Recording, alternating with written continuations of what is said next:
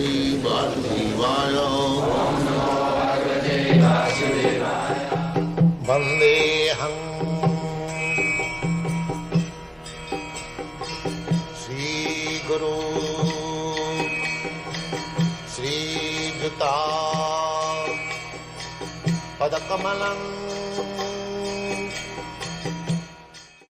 Pralaya Payadhijale Dhita Banasi Vedam Vihita Bahitra Charitramakedam.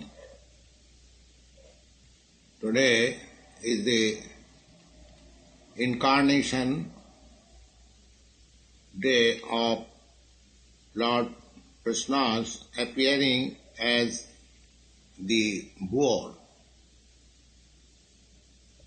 He lifted the world when it was submerged within the water of Garbhodak ocean. The universe which we are seeing, it is only half. The other half is filled with water. And in that water is Garbhodaksha Vishnu lying.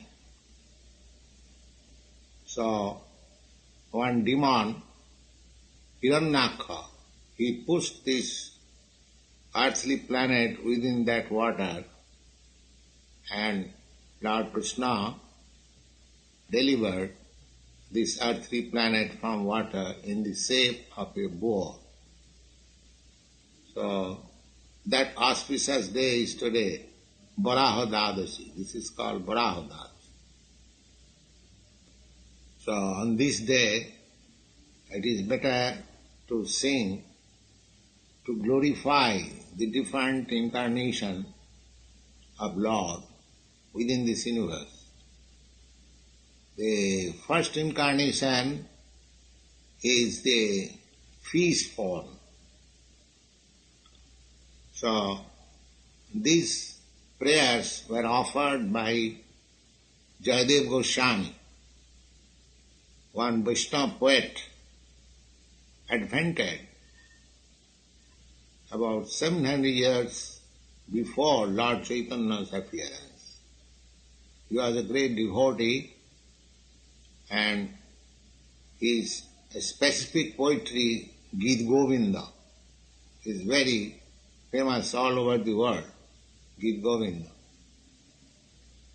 Gita Govinda is the subject matter of Krishna playing on flute about Radharan. That is the subject matter of Gita Govinda. So the same poet, Jayadev Goswami, has offered this prayer, Pralaya Payadi Jale Dhita Banasi Vedam.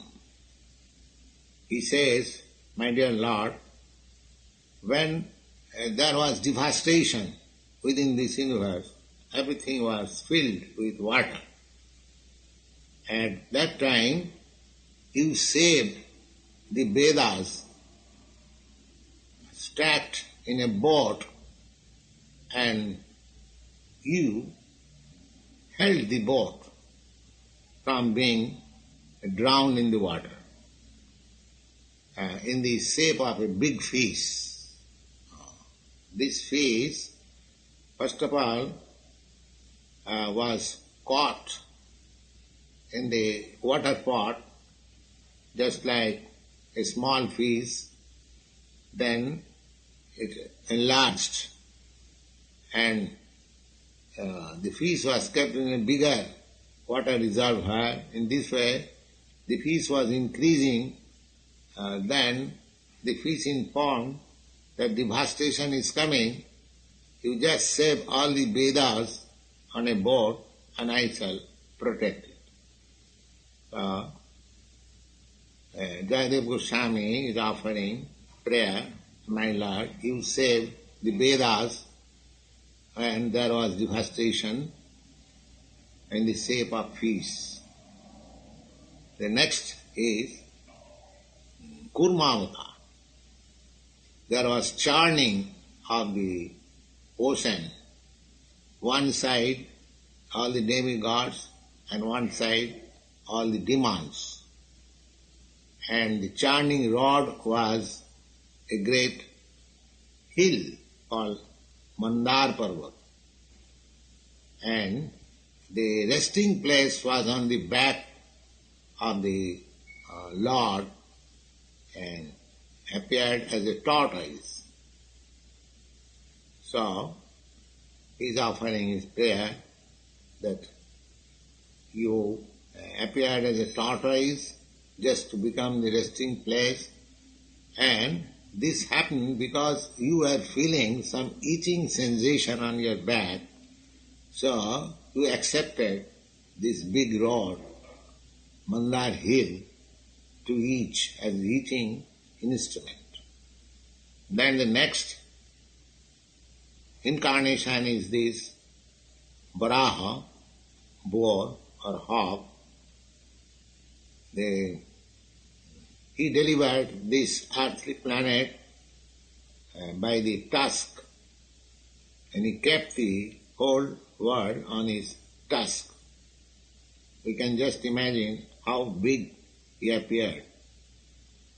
And the world at that time appeared just like the moon disk with some marks on it.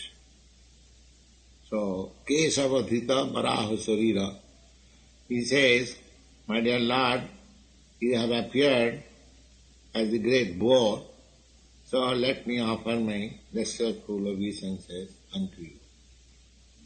Fourth incarnation is Nishingadev.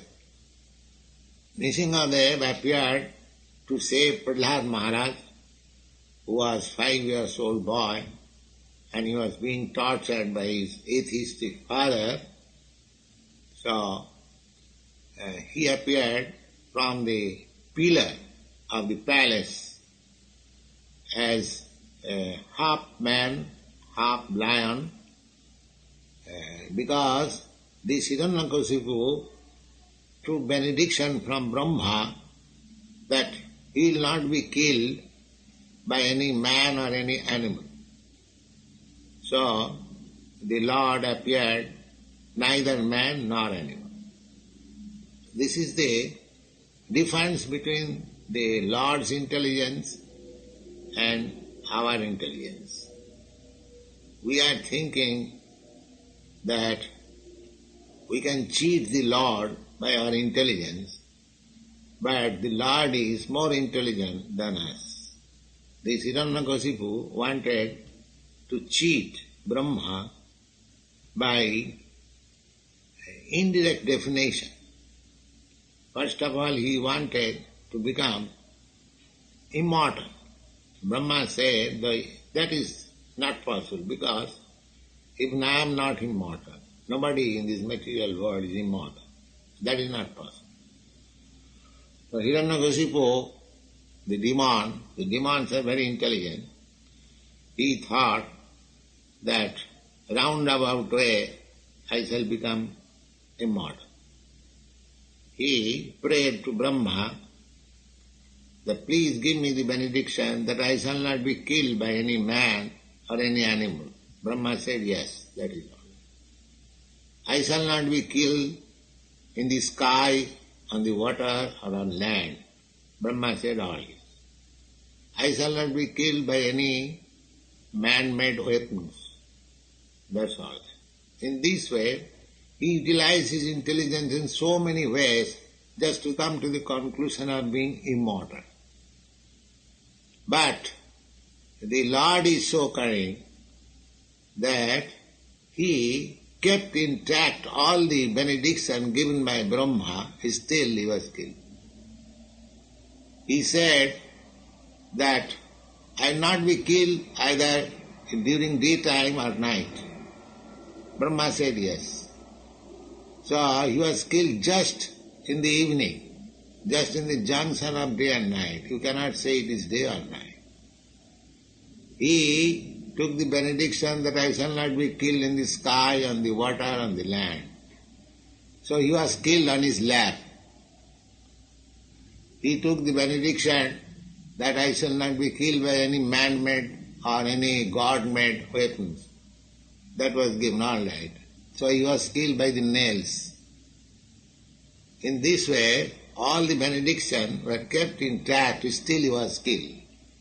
Similarly, we may make plan, we may make a very advancement in scientific knowledge, but the killing process of nature will be there. Nobody can escape. By our intelligence, we cannot escape the four principles of material existence, means birth, death, old age and disease. We can manufacture many medicines, many weapons, many means, many methods, but you cannot escape these four principles of material existence, however great you may be. And that was proved by Hiranyakashipu. Hiranyakashipu was one of the stalwart materialistic, and he wanted to live forever, enjoy, but he also could not live. Everything was finished.